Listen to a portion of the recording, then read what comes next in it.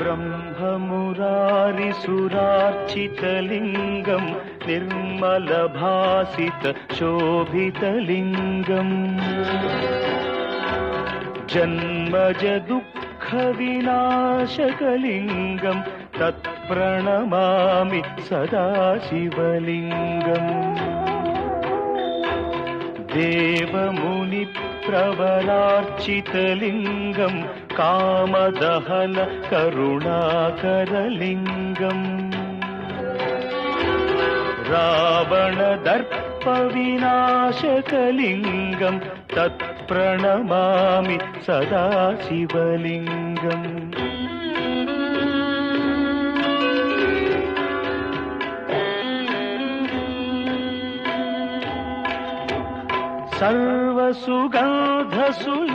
सर्वसुगन्धसुलेपितलिङ्गं बुद्धिविवर्धनकारणलिङ्गं सिद्धसुरासुरवन्दितलिङ्गं तत्प्रणमामि सदा शिवलिङ्गं कनकमहामणिभूषितलिङ्गं फणिपतिवेष्टितशोभितलिङ्गम्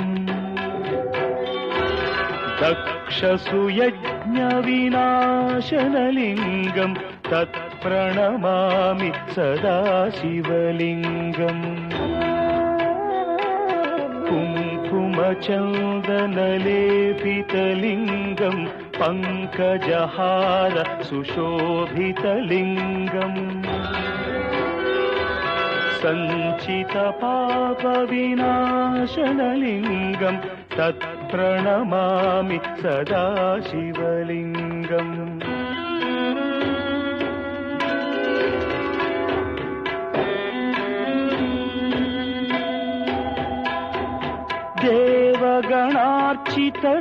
देवगणार्चितसेवितलिङ्गं भावैर्भक्तिभिरेव च लिङ्गं दिनकरकोटिप्रभाकरलिङ्गं तत्प्रणमामि सदा शिवलिङ्गम् अष्टदलोपरिवेष्टितलिङ्गं सर्वसमुद्भवकारणलिङ्गम् अष्टदरिद्रविनाशनलिङ्गं तत्प्रणमामि सदा शिवलिङ्गम् सुरगुरुसुरवरपूजितलिङ्गं सुरवनपुष्प सदार्चितलिङ्गम् परमपरं परमात्मकलिङ्गं तत्प्रणमामि सदा शिवलिङ्गम्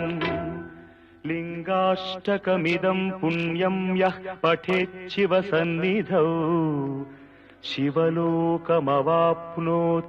शिवेन सह मोदते।